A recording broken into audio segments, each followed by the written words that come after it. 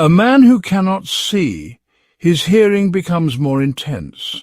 He learns to recognize certain sounds and becomes extremely sensitive to these sounds. A person without sight and sound has but to rely on the feeling of touch. This person knows that touch alone cannot assist him properly in his daily dealings with life. He learns to go deeper within his mind to rely on instinct for an inner feeling.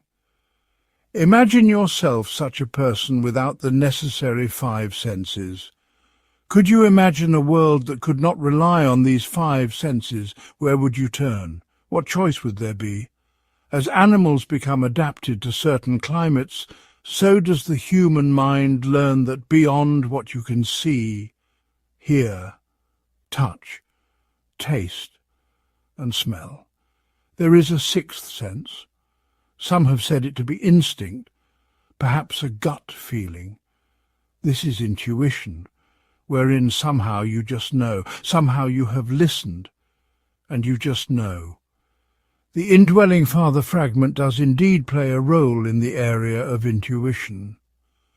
You could say he is somewhat like a transmitter, helping to guide you in certain directions. With the re-establishment of the circuits, this feeling of knowingness will become quite natural. It will seem quite ordinary to experience a certain feeling and act upon that feeling, yes. Often those who have been severely injured come to learn that they are much more than their material body. They are perhaps forced at times to turn within, to listen, and to trust that there is a loving God who loves them like no other can. Yes, some do discover this gift of intuition. They go with it and find it helpful. And yes, some have feelings of intuition, and yet feel their feelings seem to be in error. They fear the unknown, having overmuch experience of distrust with their fellows. I would say there is nothing lost if you are to follow feelings of intuition, if logic is applied. Yes, the creative Mother Spirit and her spirit of intuition are busily teaching and instructing on how best to utilize the resources of intuition.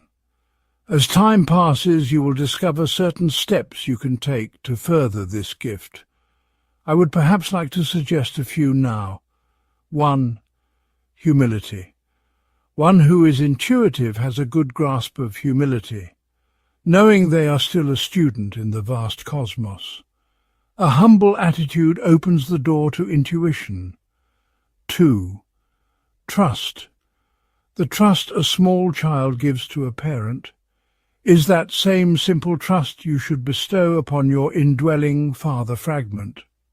To truly believe you are a child of his and that he has your best interest at heart, then you are trusting that he is in control of your world. 3. Faith. Faith not only in your universal Father and his array of vast hosts and helpers, but a deep and understanding faith in yourself as a child of the one God. To know that Father has full faith in your abilities as his child. To be unafraid to take a chance and to be unworried about looking foolish. To have confidence in yourself and know that Father has enabled you with his power, which is also known as his love. This is faith, this inner faith and confidence, and in not only Father but yourselves as well, opens the door to intuition. 4. Liberation. Liberation from fears and anxiety. Yes, to be free from fear is to set the mind in a flight mode. To free yourselves from worry and anxiety is to set your spirit soaring. To understand you do not carry the weight of the world is to open the door to intuition. A mind filled with useless worry is to feel incompetent, is to close the door to intuition. 5. Ask. To have an attitude of asking Father, what is my focus, is to open the door to intuition and inner knowledge.